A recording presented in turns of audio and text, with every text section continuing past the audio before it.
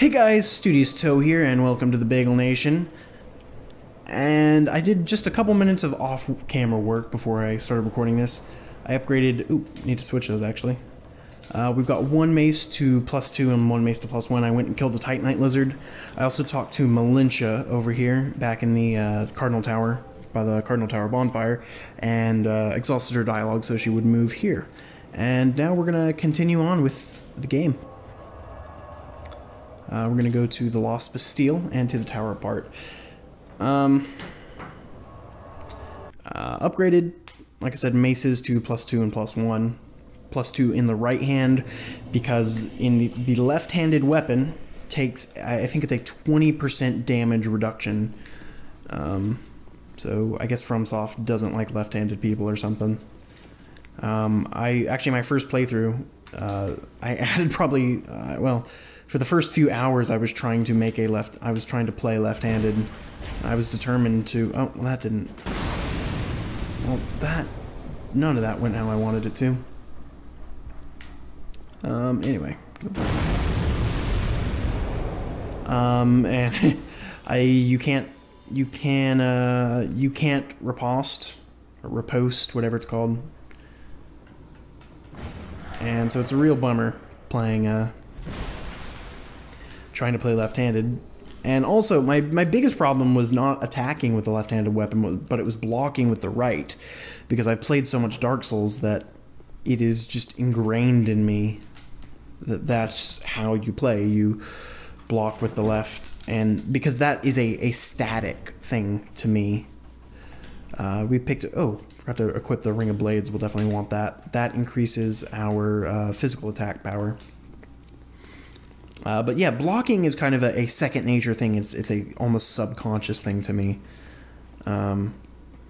Whereas attacking, you know, that's something I think about. So it's not that hard to remap that button in my brain.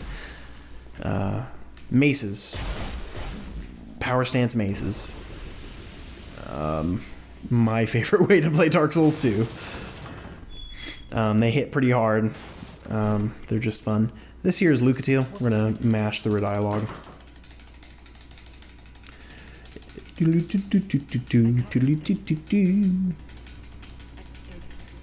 Missed. There we go. I think we exhausted our dialogue. Up here is a large Titanite shard. We're gonna pick that up because pretty soon we're gonna have. Well, if you don't know, the upgrade system works as follows. You use one Titanite shard to get a +1 weapon, 2 for +2, 3 for +3. You use one large Titanite shard to get to +4, 2 for 5, 3 for 6. The same works for chunks 7, 8, and 9. 10 uses a slab. So that's how that works. Oh, forgot about this Doge here. It's nice to one-shot them. Technically two-shot, because it does, if you miss with one weapon rather, because of the direct hit system, you'll only do the other weapon's worth of damage. So that's a really nice touch. You can't just it balances to an extent power stancing. I'm gonna attack him from back here, so he doesn't accidentally break that barrel. That barrel is quite important. It's an exploding barrel. Attack that dog. These dogs aren't as bad as they were in Dark Souls 1. Actually, I should have used a life gem there, since I haven't used an Estus Flask at this fight, or this, okay, knock that down.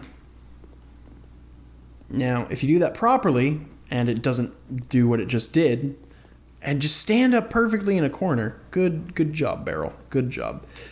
If it goes down properly, it will hit that wall and explode. Instead, we're gonna have to do this. Use a firebomb. And we've lit this bonfire now. We're gonna light a torch and come in here and light this.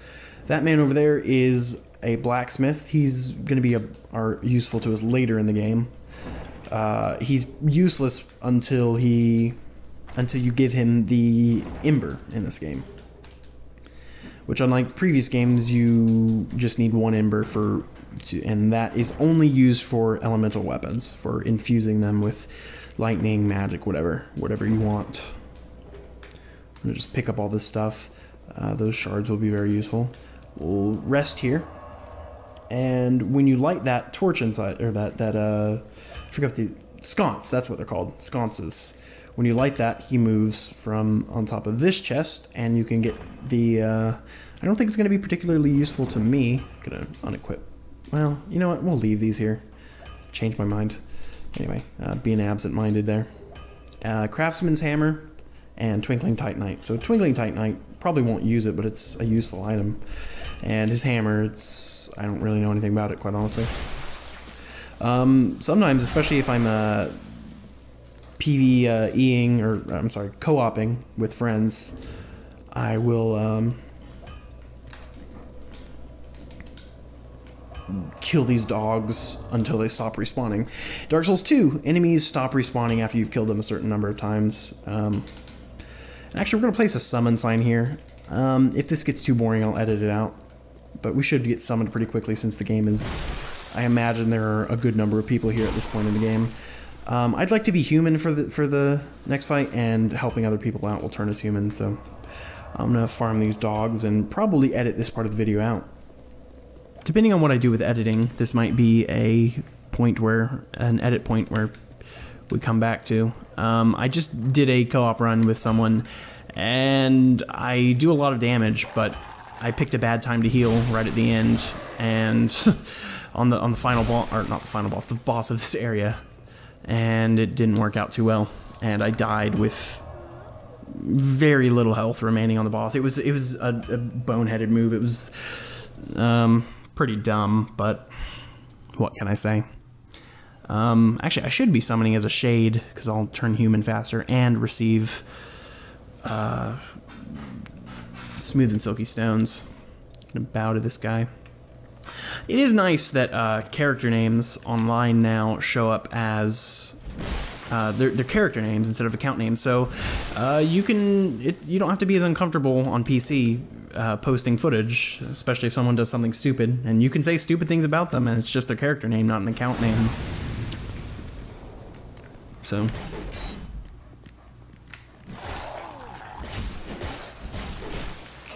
Okay. Like that guy, I would, not thrilled with how he blocked me from attacking. I mean, it's, again, or not again, I say these things with a little bit of jest and perspective that, you know, people aren't as stupid as they often seem when you're not communicating with them and you're playing an online game with them. It's easy just to get mad at them and project some stupidity on them. So I always try to keep a level head while playing co-op in Dark Souls. That was a bad roll on my part. See, he's probably saying that idiot took a hit there. Yeah, co-op buddies can pick up certain items that are dropped just for them, which is a nice thing. Usually just life gems. The dogs here will actually drop souls of lost undeads for co-op buddies as well. I'm assuming most people playing at this point are pretty competent at Dark Souls 2 and Dark Souls 1. It is day 1 right now, so I'm sure, you know, probably a few hundred, if not thousands, of people have already beat it by this point. It's been available for a little over 24 hours. I'm sure some speedrunners have beat it multiple times on PC.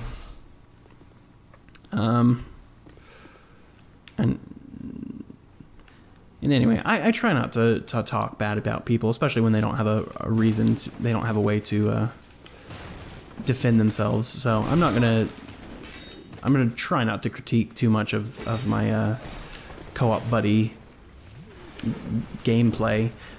You know, people no one ever has the same set of knowledge as you. I have 800. I'm sorry. I have about 900 to 1,000 hours in Souls games. So most people I play with are not going to have as much experience as me. Granted, you know, somewhere around the 100 or 200 hour mark, you start to have a drop off in how much you're actually learning, unless you're just really working it to find new things. But, you know, I'm expecting that most people are going to be less experienced than me. So I have to keep that in mind, and I have to give everyone a fair chance. Or, well, I don't have to, but it's good. It's a good thing to do. It's a good life lesson, kids. You know, don't jump to the worst. You don't have to get mad at everything in a game. You'll probably enjoy it more if you take a level-headed approach. I do between my increased physical damage and my increased poise break, I stagger pretty quickly. This man here picked up Phantom Belclair, and Phantom Belclair is a pretty useful caster that does a lot of damage. Ooh, probably a bad idea to do that. Also a bad idea to back up that much and cast a lightning spear into the ground. Since we're staying up here, it can be useful to stay up here. Since this guy isn't jumping down. Oh shoot, I don't have enough health to jump down though. That's gonna be my end. Oh wow. I'm jumping down. Hopefully one of them will follow me. Okay, we all jumped down. That's okay. I would have liked, if I had known they were both about to jump down, I would have stayed up. It's a good way to separate the bosses, but because we're not communicating,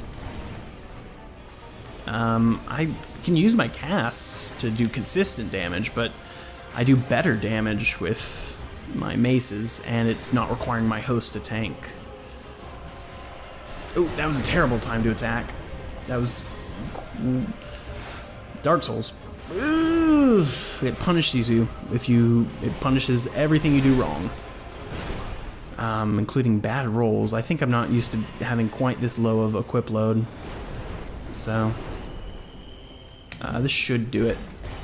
Oh, not quite. There we go.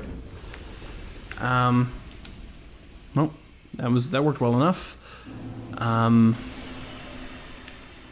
That's not the Lost Sinner's Mask, is it? No, that's the Old Ironclad. Never mind. Never mind. Just forget I said anything. Okay. Well, that went pretty well. I'd like to be human because I'd like to have Belclair to help me out. That turned us human though, so that's a pretty nice thing. And we'll grab a random. You know, I'm trying to have fun, and the most fun I can have is generally just co-oping with people. Co-oping with people I know is usually the better idea. But get a lady. Oh, summon sign has disappeared. Summoning tells you when a summon sign has disappeared very quickly in this game. It's a very nice part of Dark Souls 2. Oh, summoned Phantom Jim. Hey Jim. I'm a doctor, Jim. Oh, and he's also a pre-order guy, so he at least... You know, quite honestly, I don't like the pre-order stuff. I mean, I'm sure it's okay, but I have many of the same philosophical gripes about pre-order content as Epic Name Bro does. If you want to know more, watch his videos. He probably says it better than I do. But if they pre-ordered it and they're using the pre-order content, that means they at least they played Dark Souls 1, so they should be fairly competent at this point in the game. You know, I'm sure I could solo this. Well, I might die a couple times on the boss, honestly. It's not my best boss. It's decently difficult to solo. Touch summon sign. What? Oh. That's how you play with a friend right there. You hide it like that. You don't. Who needs the God ring? Okay, I'm fine leading the way in my own world. Normally, I would want a phantom buddy to take point, but this guy knows what he's doing. This guy definitely knows what he's doing. Not blocking me. It's good to fight this ambush out here. I don't think there's really a better way to do it. Ooh. I wish that had staggered that enemy. I'm going to use a life gem because I think I'll be able to survive long. Okay, yeah, this guy's very useful. I like this guy. He's better than good. He's good enough. All these summon signs. It's good to know that people are playing Souls. We'll fight these two that didn't really trigger. Or didn't trigger, period. Okay. And come up here, take out these two enemies. There's an item down there. I'm not sure if that guy's trying to lead me to it. He might be.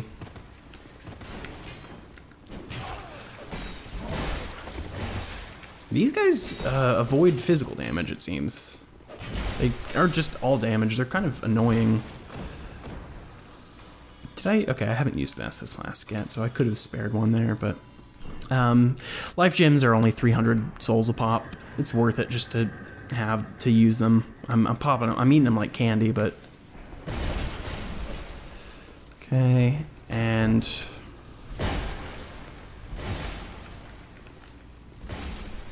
I should have just backstabbed him and taken care of it all in one fell swoop. Down here, I think this is a human effigy. There might be another... Soul of Proud Knight, okay. And over here, I think, is an item. Never mind. Making stuff up. There's a door to nowhere over there. There are probably some bloodstains in front of it. Don't open that door. It's a trap. It's a funny trap. It's a delightful trap, especially... I hope I didn't ruin that surprise for anyone. And this is Phantom Pilgrim Belclair. This is a radiant. Gives me a radiant life gem. Radiant life gems are the upgrade of life gems. I honestly never use them because they're not infinite, or at least I haven't found a merchant that sells infinite radiant life gems. Probably should take that stuff off our hotbar, actually. Let's do this. Let's burn this mother down. Oh, come on, hitboxes. It felt bad. That probably should have hit me, but it felt like it shouldn't have. That felt like it should have hit me, but anyway, the hitboxes, it's pretty much the community opinion right now that the hitboxes are mostly terrible. But I'm sure they'll improve them with patches. They did with the original Dark Souls. Okay, he's gonna jump up in a second. Once I see that target moving, I start casting.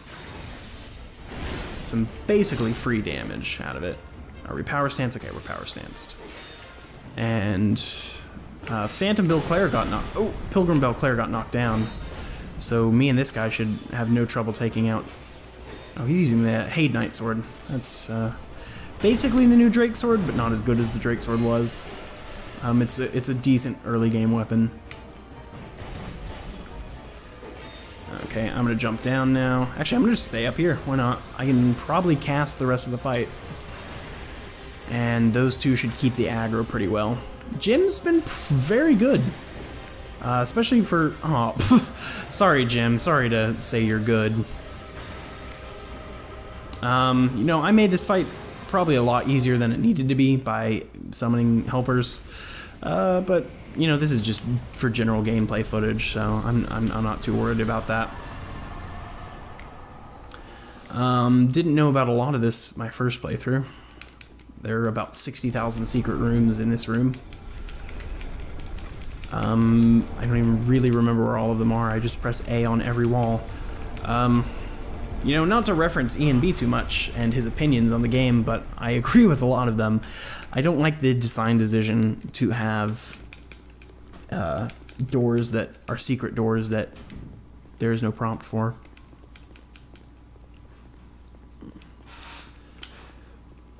We'll just come here and pick up stuff.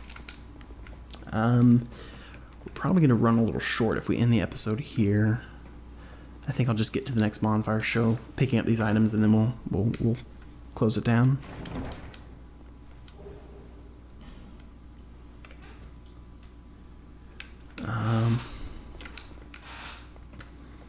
So we'll come down here and finish this up.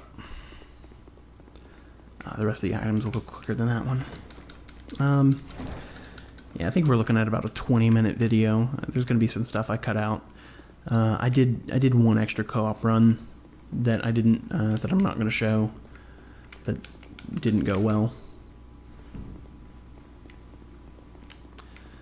And